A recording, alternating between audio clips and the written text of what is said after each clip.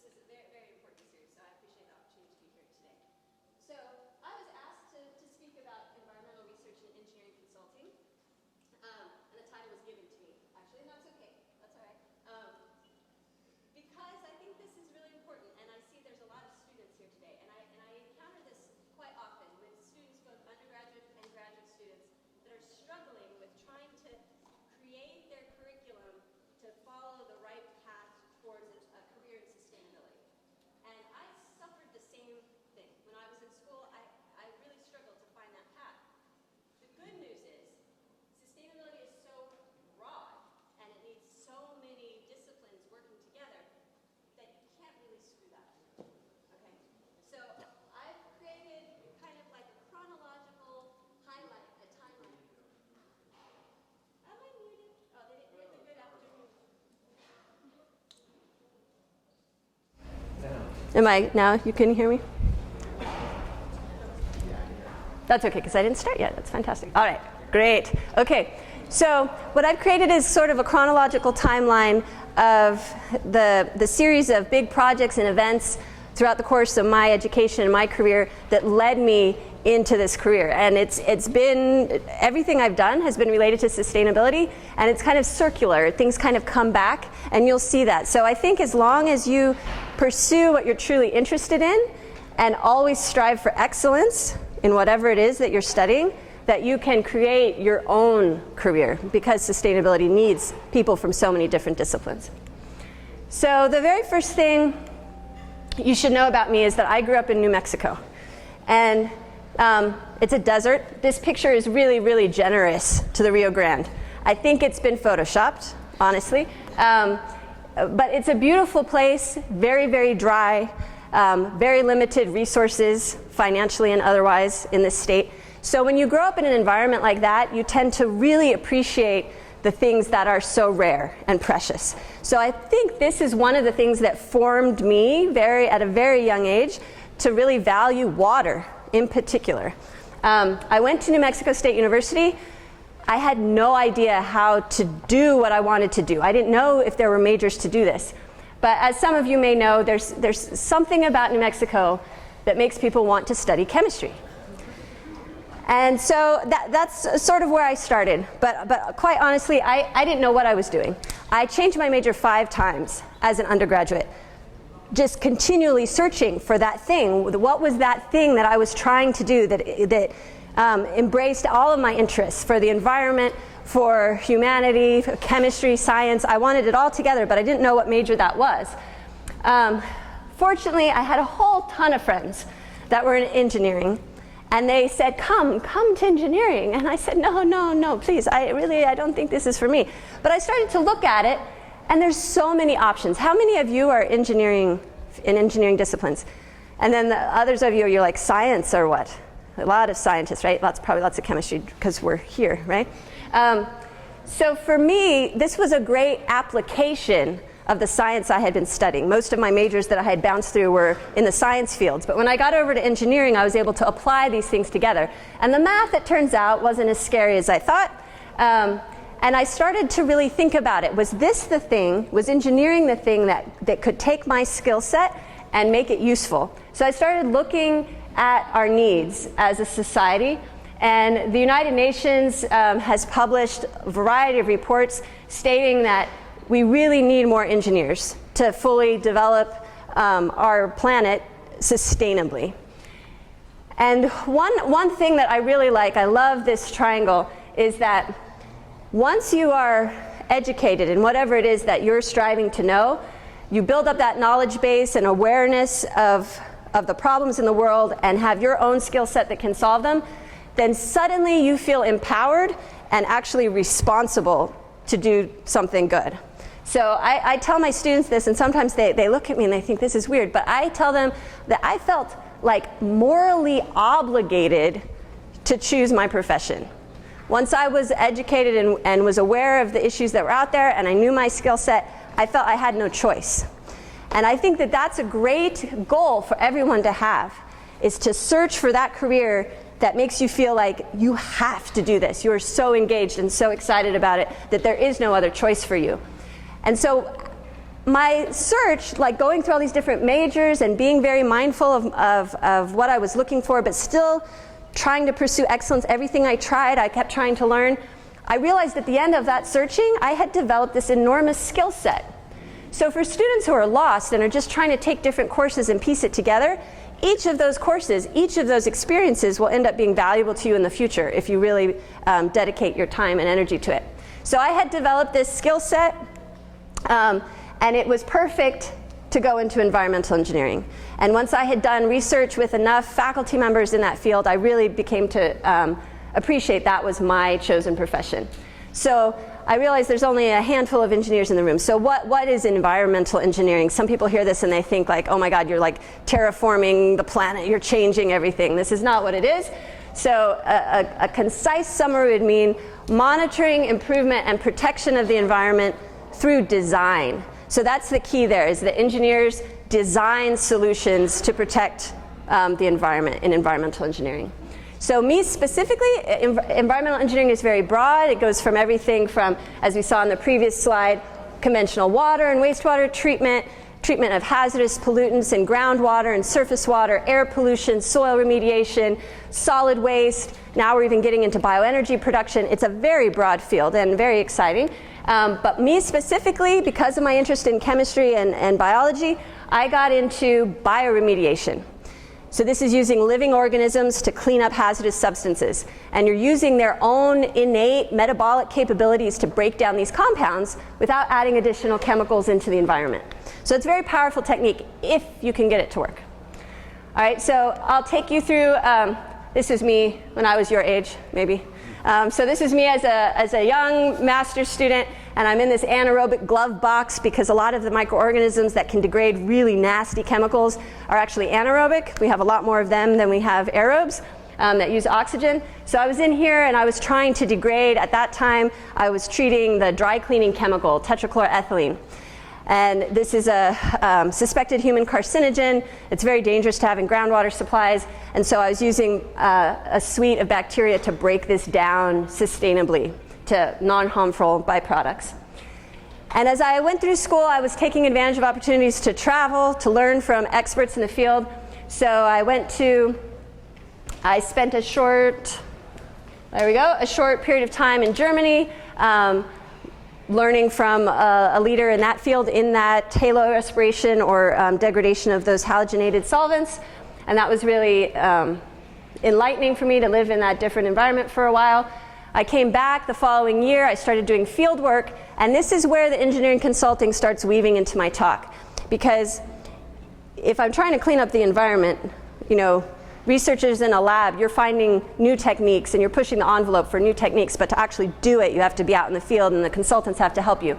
So I started working with a team of consultants at a Superfund site in Kentucky that had been thoroughly decimated by someone who claimed he was a hazardous waste collector in Louisville and collected all kinds of stuff from automotive repair shops and dry cleaning chemical companies, paint facilities, anything. And he would just store it in these 55-gallon drums out at this old site.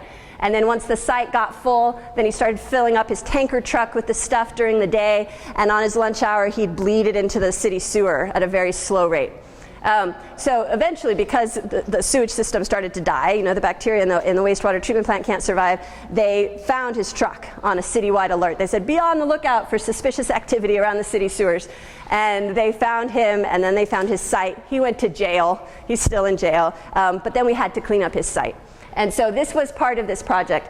And my work at the time was working still with those kinds of bacteria, and I had gone to Georgia Tech for a summer to learn how to specifically look at their DNA signatures to figure out how they're behaving in their communities so that we can enhance their growth. But in the lab, I would do experiments in big, huge column systems that are simulating groundwater flow. And you have these bacteria in there that are breaking down the compounds, and you're watching the transformation process. But the important point is how to make those bacteria happy. So we have to feed them something. And so what I was feeding them, and this is where the sustainability part, if cleanup wasn't already considered sustainable, this is where the real sustainable part comes, is that I was feeding them a waste product. So crab shells, I don't know, any of you eat crab? It seems to be popular in the Northeast, some of you. I can't eat it, but I understand it's very tasty. But the shells are usually discarded and thrown in landfills. But this is a tremendous resource, and I'll talk throughout this rest of the presentation about resource recovery being essential for sustainability into the future. And the shell material, if you look at that structure there, here's our chemistry coming back. It's a carbon ring, but hanging off the end of it, there's an amine group, and that nitrogen in this structure gives it almost the ideal carbon to nitrogen ratio for supporting bacterial growth. The other nice benefits of it is that it contains about 40% calcium carbonate by weight. So calcium carbonate, this is like calcite, like limestone. Yeah, it's a natural buffer. So if the water starts to become acidic or it's not ideal, when you dechlorinate these hazardous compounds, you're popping off chlorine atoms and they can combine with hydrogen. You can start to create hydrochloric acid in your groundwater. You could pickle your whole system and turn it acidic. But so having a natural buffer is actually quite beneficial. The structural component, you have the chitin, but there's also a lot of protein that can degrade very quickly, jumpstart your community. And then the chitin, that structure there, degrades very slowly over time. So you can put this in the groundwater as a solid, like ground crab shells, and it will degrade for months and months, if not years. So it's a really nice, low maintenance, slow release, sustainable strategy using a waste material. So we were trying that at that site in Louisville, and it worked so well that they patented that technology, the consulting firm I was working with, and now it's being applied by other firms around the country. Right after that happened, I moved out to central Pennsylvania. I got a job here as a faculty member. I wasn't intending to do that, honestly. I wanted to go into consulting because I was passionate about applying what I had learned. But life, is strange. It didn't take me that way. It brought me here, fortunately. And I ran into acid mine drainage. Was like everywhere. Some of you may know this is pyrite. Usually it doesn't look like that in the field. That form is actually quite stable. But still, the iron sulfide, when it breaks down and is exposed to oxygen and water, it can form iron oxide and sulfuric acid. And the acid contributes to the dissolution of other metals that might be in your host rock. So this is really common, obviously, all over the world, especially here in central Pennsylvania with coal mining activities. When we built Interstate 99, we unearthed a whole bunch of this, and this was actually on the front page of the paper right when I moved to State College. And all my undergraduates in my Intro to Environmental Engineering class were like, Dr. Brennan, what is acid rock? Because that's what the newspaper was calling it. I said, acid rock? I have never heard that term before. And it turned out they were basically creating an acid mine drainage seep by doing this highway construction because they blew up a bunch of pyrite and then ground it into the fill for putting under the roads and on the embankments. And they had a huge catastrophe, but that's like a story for another time. However, learning about this, I wanted to see, well, how do you clean this up? So the important thing for treating acid mine drainage is that you support the right bacterial community so that you can get the removal of metals, you can encourage these slow growing bacteria to degrade sulfate over time, and then it will last a really long time, contribute alkalinity to the water. I also read that a lot of the systems that had been built for treating acid mine drainage failed because they were deficient in nitrogen. So I was thinking, well, I have a substrate. I know about something that contributes alkalinity, has nitrogen, lasts a really long time, supports slow-growing bacteria. I was like, I wonder if those crab shells could treat acid mine drainage. And so I had this lovely undergraduate, who's a chemical engineering student, doing an honors thesis, and she was looking for a project. I said, hey, why don't you go out, collect some acid mine drainage, and throw some crab shells in it, and let's just see what happens. It was just like on a whim, almost. And it was the most beautiful thing I had ever witnessed. It happened so beautifully and so quickly. Our pH just rose up to neutral, and our acidity dropped off. Our metals came out of solution. And we discovered, as we started studying the system more and more, that we were getting simultaneous chemical, biological, and physical treatment of the mine drainage. Now, the National Science Foundation loves that kind of stuff. Okay? So I wrote this proposal to them, and it was funded. This was my career proposal. Funded my lab for like 5 years. I mean, this was fantastic. Suddenly I was doing acid mine drainage research, which was very timely and relevant for central Pennsylvania and a lot of places in the world. and yet I had never taken physical chemistry. So that's one of the beautiful things about being in academia is you can write a proposal, and if you know enough to write the proposal, you can start learning a whole new area of work. So this was really fun for me. As the results started to come out, the US EPA found out about it. They asked me to come out to some of their sites in Colorado to apply the technology. So that's me out there with them. We started doing field work here also in central Pennsylvania, putting in big bioreactors at sites that were particularly challenging to treat. This was all going really, really well, actually. And I coined the phrase multifunctional substrate, that it could do this physical, chemical, and biological treatment. It was fantastic, and I was publishing. It was great. I got tenure. I got a patent on it. And then I stopped doing it completely. And people say, well,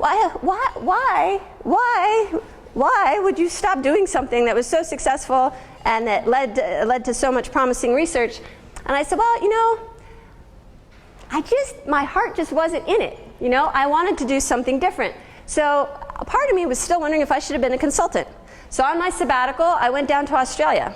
And so I got to have this real life experience doing engineering consulting. I had this doubt in myself that if I hadn't done it, that how in the world could I be teaching it? And I thought I was a hypocrite all these years. So I felt this intense need to somehow prove myself. So I told my colleagues in my department I was going to go be a consultant for a year. And one of them said, this is a direct quote, "Now why would you want to go and do a thing like that?" And I could not, this is in the engineering department, and they were telling me, why would you want to go practice your profession? So I let that slide. You know, I had tenure now. I was like, I'm going to do this. You know, I think this is the right thing to do. I sat for my professional engineer's license. I did a whole lot of studying. My son at the time, I remember sitting there over Easter vacation, and I was studying for the exam, and he's like, who is making you do this? He was like, if you passed, you get to graduate, you know? And it was really funny. But I passed. It was a relatively easy exam. Disappointingly, I thought it would be more challenging to become a licensed professional engineer, but it's really not. So I went and I worked for a fantastic international design firm called Golder Associates. And they're headquartered in the US, but they have offices all over the world. I had, through my interactions with consultants at various conferences, met some of the engineers who work for this company. And I said, hey, you know, do you think it would ever be valuable for you guys to have an academic, a professor, come work with you? And I was afraid they would be like, oh, we hate, you know, professors. Just like we say in university, we hate consultants. We push each other away constantly. There's always this negative animosity between who's studying it and who's doing it, right? But fortunately, they're a very progressive firm, and they wanted to actually start developing relationships with universities. So they let me come over there to Australia. I wanted to go down there. I had family in New Zealand. And this was a great company. They were one of the best top-rated environmental consulting firms in the US and around the world. They had gotten more Client Choice Awards than any other company in the history of this Client Choice Awards program. So it was a really solid firm. And I got to work on a variety of very interesting and bizarre projects, which I can go into more detail after if you'd like. Department of Defense sites that are like old, abandoned military bases. I worked on landfill sites. I actually did work in a graveyard that had a pipeline that was going nearby had burst, carrying a refined petroleum product, and had seeped under the graveyard. And so we had to do remediation of the graveyard 24 hours a day. So someone had to take the night shift at the graveyard to make sure that all the pumps were working. I didn't do that, but I got to talk to the people who did. So these all present different challenges. There's also some beautiful places, like in Sydney Harbor, that we had a project. And I got exposure to all these wonderful things. It was a really exciting life. Sometimes people ask me, a lot of folks considering staying in academia, students, they ask, what's the difference? There's a lot of travel in consulting, but as faculty we do a fair amount of travel too. But they make it seem like, oh, it's so it's so awesome, you know, you're traveling with the best and you're all, you know, you're swaggering around, but in reality you're like packed on a plane, you know, and that's me back there in like 7th class, you know, sort of struggling to go. Income, it is better. They offered to let me stay, and I have like a 50% pay increase over what I make here at the university. But I mean, come on, we already make more than most of the planet, so we really shouldn't be so needy. Teamwork, you actually do work in teams. They encourage us at the university level to collaborate, and it's necessary, especially in sustainability projects. But in a consulting firm, you must collaborate. You have no choice, and that actually makes for really strong, good friendships, which also leads to socializing a lot more, I felt, than here at the university, which I enjoyed. I enjoyed that a lot. Now, I've talked to other people from different firms who said that was not the case, so maybe Golder was special, but I enjoyed it. The bad side of this is, I don't know if you can see that top quote, consultancy is like prostitution. You have to sell yourself. These are quotes from people in my company. That was the principal of the company said that. And when he said that, I was like, what? And then the manager who was sitting nearby, he said, yeah, that's a fair statement. And I was just like, wow, you know. So you have to really go out there. You got to put yourself out there and have a lot of good social skills. It's much a safer environment. The university, I realize, is very, very lax. We do incredibly dangerous things all the time. So when you get out in practice, that can be no longer because you're subject to litigation. So in practice, I would say that my experience in consulting was a lot like this schematic where, you know, all these other things matter a lot. Your interpersonal skills, your appearance, your work ethic, how you communicate. The actual part of your knowledge base maybe only accounts for like 9% of your skill set. Yeah, the rest of it really truly is all the soft skills. I'm away. There we go. Oh. Okay. The other unfortunate thing in a lot of consultancies is that the intellectual freedom that we experience at the university doesn't really happen there because you're billable, you're under time constraints. Another nice quote from my principal, which I will not say verbally out loud for recording purposes, but he did also say this, and at times you just got to crank it. You got to get work done, whether it's thrilling your brain or not. Lots of documentation. Your product is your report, so you have to write a ton, and you're accountable every 15 minutes. You're logging who is going to be paying you, which client is paying you for each 15-minute interval of time. So that can start to get a little annoying. However, if you like to write, it's very good. I enjoy writing, so that was fun for me. But you have to watch your back because if the company is subject to too much fluctuations, you can lose your job. Yeah, so I witnessed some of that occur when I was there too, just for my short year. So those of you interested in consulting, I mean, I really, really enjoyed it. It was a hard decision for me to actually come back to the university. They offered to let me stay, higher pay. You know, they were very respectful of me. I felt needed and wanted, which is a great feeling to have. But I came back, obviously. And in consulting, unfortunately, what sometimes happens is that people start to focus too much on the one skill they walked in the door with. So you walk in the door to a new firm after you graduate, and you're known for doing like a couple things really, really well. And they keep asking you to do those couple things year after year after year. And unless you put in the time after work on your own to learn something new and really push yourself out in front and say, I want to try new things, you'll be kind of pigeonholed. So you can do this, be a good internal consultant and sell yourself to the company, not just to the clients, and show them what else you can do. Engaging with clients is fun, very exciting. You can get more work that way. And as long as you are focused on your career in terms of you want long-term success and you're willing to put in overtime to continue your learning process, it will be a career, not a job where you're just punching the clock. So I think consultants and academics, they're really the same. And I came away from this experience, and those of you struggling to make a decision, I came away feeling that like the best are always the best. The principal at my consulting firm could have been the chair of my department here.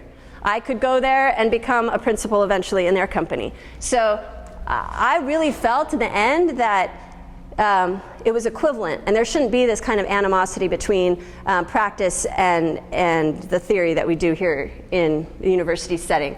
And so this is my quote. I finally added my own there after seeing everybody else's, and I said that consultants and academics need to collaborate to bring the industry forward. Just like all of our sustainability projects, we have to collaborate and be cross-disciplinary to really make a difference. So I finished up that year in Australia. It was really good. And I came back. I still consult for them part-time, so I'm happy to answer questions about what that life is like. And for me, this is really ideal. I get to stay at the university, continue bringing my knowledge base up and continue learning, but still collaborate on real projects and bring that research into my lab. Now, the last thing that I'll close with here is what I'm doing now. And this is kind of where I actually think I'm going to stay for a while. It takes me a long time to make a decision. You can tell I keep popping around. But I came away from this experience. Now I had tenure. I did my sabbatical. I tried what being a real engineer was like, although it was exactly the same, really, just a different environment. And I decided that really, from, again, looking at your own skill set, if you believe in something really, really strongly, if you have the skills to inspire others, you should. So I really enjoy teaching. This is one of the main reasons I came back to the university, is because I love that process and inspiring others, and I felt it's more like a ripple effect. Like I can make a difference here and teach students, and then that can have a larger effect than me sitting in a cubicle at a consulting firm and just making an incremental difference for the company. So when I came back, I said, I'm going to refocus my research area. Instead of hazardous compounds in the environment, I'm going to look at fundamental human needs. And this is something I'd always wanted to do, but this is a challenging area to work in because the world that needs this doesn't have money to research it. So finding the funding to do this kind of work is often very challenging. But with so many people not having access to clean water and food, sanitation, this seemed to be the area to go in if I wanted to continue sustainability. So this is a map of the world showing who does not have sanitation, so 1 in 3 people, and it's largely located in these equatorial regions. Causing eutrophication and dead zones in the environment. Even in the US we do this. And most of what's causing these environmental problems is from either non-treated wastewater discharges or agriculture, just putting out too many fertilizers and letting it wash into our water bodies. So the United Nations and the National Academy of Engineers have said that managing that nitrogen cycle and bringing that back into check and providing access to clean water are 2 of our fundamental goals for this century. And I thought, well, I can work on that. So I combined that, though, with one other piece. And this is the difference. So we have people that don't have sanitation, people who don't have clean water, and people who are hungry. So here's another world map. And again, the warmer colors are people who are chronically undernourished, predominantly with a lack of protein. And you see, again, they're in these equatorial regions. And here is a map projected into the future. This is in the year 2100, the turn of the next century. And these are where the population is anticipated to be the highest at the turn of the century. So no longer is it Asia, China, and India there. It's really Africa is our main area of concern for population explosion in the coming century. So if we're going to create technologies that simultaneously treat water, provide drinking water for people, and sanitation and food, they have to work in these developing regions along the equator. So we have at Penn State, if you haven't been out to our Eco Machine, I'd strongly encourage you to come out. It's near Beaver Stadium, so if you're tailgating one day, you can come down and peek in the window or request a tour. And this is a natural ecological system that can treat water with bacteria and plants, macroinvertebrates, even fish are in these systems. No chemical input, very, very, very low energy input. And we can, again, here we are recovering nutrients from waste streams. It could be domestic wastewater, it could be food wastewater, agricultural wastewater, but you're recovering nutrients, pulling the nitrogen and phosphorus out of the water, putting it into a plant, and then the plant can actually, if you have the right plants, they can produce protein. So you can recover nutrients from water and make it into a food source.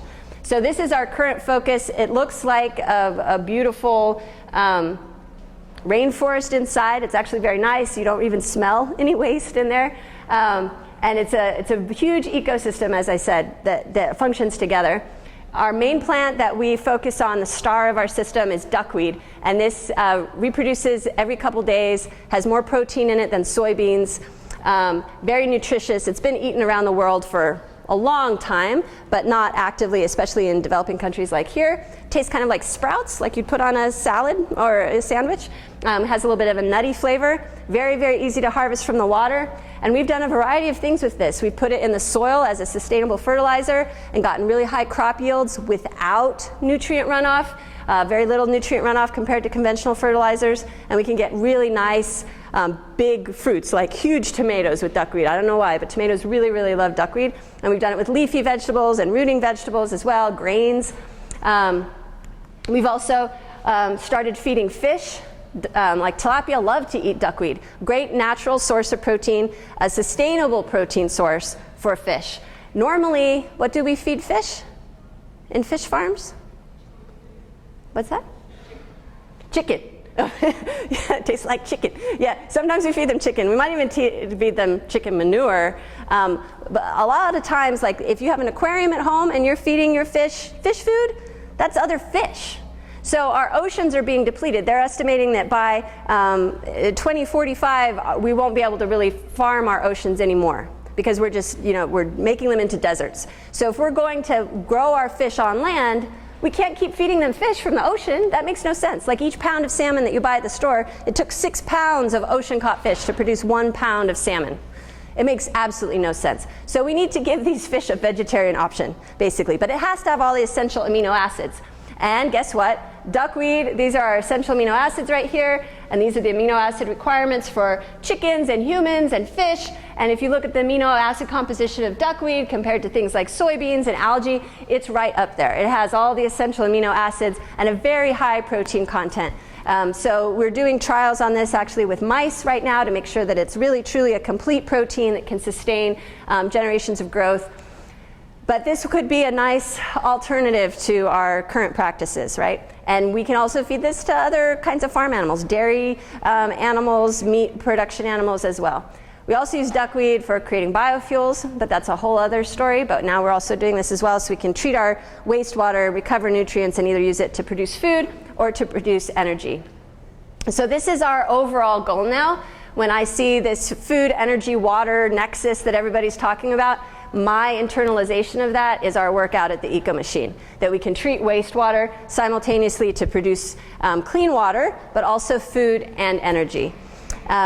If there's questions at the end, I do have some slides on our work with Engineers Without Borders that we're trying to scale up in terms of outreach and these types of technologies, but I think I've gone past my time, so I'll let you ask your questions. Okay, thank you. Thanks very much.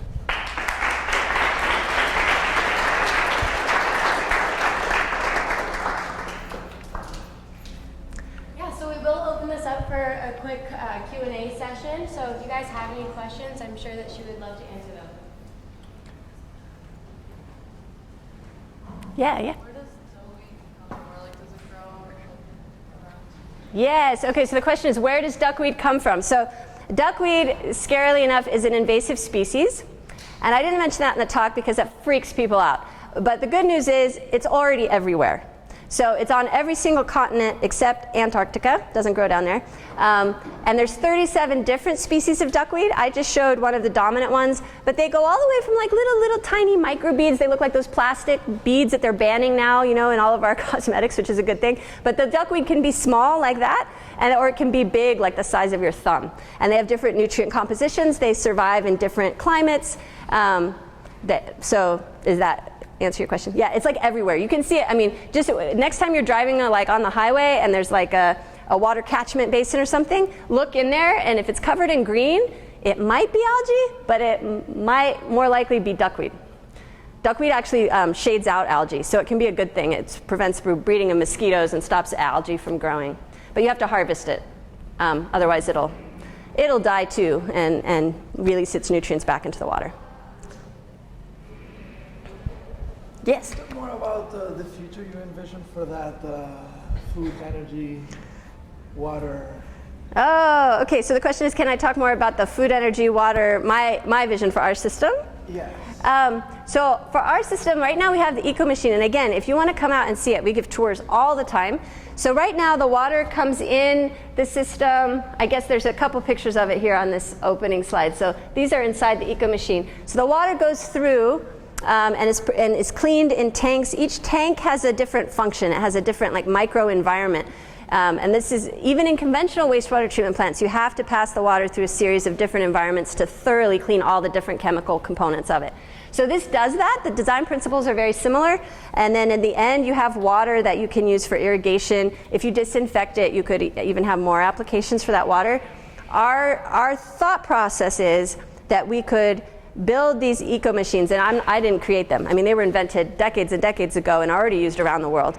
But they're mainly used for just treating wastewater. Our idea is if we treat the wastewater, sequestering the nutrients into duckweed as a protein source, we harvest it out, then the water that comes out, we can pass it through UV disinfection or solar disinfection, and then that water can go into tanks that have fish, like tilapia. Then we feed the fish the duckweed, and then the fish can poo in the water. You put that water up to vegetables, like an aquaponics system, and so you're simultaneously cleaning the water and growing fish and vegetables all together. So that's our big pie in the sky picture. And originally when they first conceived of eco machines, the designer said he wanted it to be common, like a washing machine, that everyone has one. Like you have your own eco machine for your own house, you treat your own wastewater, but my focus is, yeah, let's do that. Maybe communities would be better, not just one person, because people are afraid, right, to do things by themselves. But if you have like a neighborhood that does it, then you can sequester nutrients and recover them, use them for something good. Even if you just throw them in your garden, not eat them, just throw them in your garden, it will enrich your soil. Is that? Absolutely. In Okay. many ways. Okay. In many more ways than I meant you. Okay. Don't talk too much. No, it's a great question. Yeah, sure. When you harvest the duckweed, is it clean when you pull it out of the water? In what way? In human consumption. Okay, very good question. So the question is, when we harvest the duckweed out of our system, is it suitable for human consumption? So it depends what kind of waste stream you're processing. In ours, we're treating domestic wastewater. Like we get wastewater from the wastewater treatment plant, comes into our eco machine. So there's lots of pathogens in there. Our task right now, if we dry the duckweed, like if you put it in an oven at like 45 degrees Celsius, you can inactivate the pathogens. And so we've done excessive testing on that. The problem is how do you optimize the trade-off between pathogen inactivation, energy usage for drying, and nutritional components? Because if you heat it for too long or too high of a temperature, you can degrade its nutritional value. So right now we are trying to actually air dry the duckweed and see how long that takes for good pathogen inactivation and what kind of nutrients we can retain, or if we do have to heat it up to a certain temperature, how much energy would that take, and what's the corresponding decline, if any, in nutrient composition. But that is really key for human consumption. We've also been working with communications experts, because a lot of people are like freaked out. They don't want to eat duckweed in this country, right? Especially if it's grown on waste streams. But they say, oh yeah, people in Africa can eat it, but we don't want to eat it, which is, that's sad. So we're trying to work on a different spin on it. And it seems like people here would be more likely to accept it if it was used as a food source for farm animals, because then there's a degree of separation between you and the waste, right? So you harvest the nutrients, give it to the cow, and then you eat the steak, although I don't eat cows, but that could be more appealing to certain people. Chickens eat it too. They make great, beautiful eggs, high omega-3s when you feed them duckweed. Do you need to clean it the same way for animals? Oh, that's a very good question. We have not yet gone that way, but that's a good question. I don't, yes, that needs more investigation. I don't think to the same degree. I mean, each animal is going to be different in its capacity to withstand pathogens, especially human pathogens. Putting into a farm animal may react differently, than a human taking human pathogens. So, yeah, that's a really good question. We have time for one more question if anybody has anything they want to share or ask. Yeah, this may sound a little wrong, but there are lots of smart people all over this campus and other campuses doing really important things, like yourself. You found a way to bring some of those interesting and useful ideas to the world. there seems to be very slow adoption, though. I mean, for all the brilliant ideas that come up at Penn State, how many of them actually get out into the world? How many actually are being deployed? Why aren't eco-machines in every community or in every house? So what's the gap? What's the block? What's happening or not happening? Well, before you added the last part of that, so I should repeat the question, I'm sorry. So the question is, you know, everyone is so smart at the university coming up with wonderful ideas. How do we get them put into practice? Why does it take so long to get things applied? And I was having an answer to that, but then you asked a second question, why aren't eco-machines everywhere? So those are two separate problems. So the answer to the first one, I think, is you know, scientists and engineers on campuses are really, really good at thinking and writing papers, not so much at socializing and getting their product out there. They don't have necessarily the mentality of a entrepreneur. So we really need to make those links, like with venture capitalists and researchers, to get those things out there. So enabling our scientists, if they don't have a voice or if they're not particularly good at socializing in that manner, they don't have a business sense. I have no business sense. I am just like clueless, you know. But linking us with the right people to make these things happen. And there's been some effort on that end at Penn State. So that would be the one area. For eco-machines, one thing that's preventing their adoption is that they were designed originally by a biologist, not an engineer. However, wastewater treatment is typically an engineering endeavor. When the biologist was creating it, it was kind of like, oh, it's an ecosystem. You just add more things and wait for it to adapt, and it will slowly conform to what you need it to do, which is true, but engineers hate that. They do not like that uncertainty of a biological ecosystem that can do whatever it wants with its own living organisms. So to get eco-machines more adopted, we have to have governing design principles that are very cleanly laid out that an engineer can look at and say, I can do that, and then they can design it, which is another thing we're trying to do. So I guess I hope that helped answer your question. I'm not sure exactly where I was going.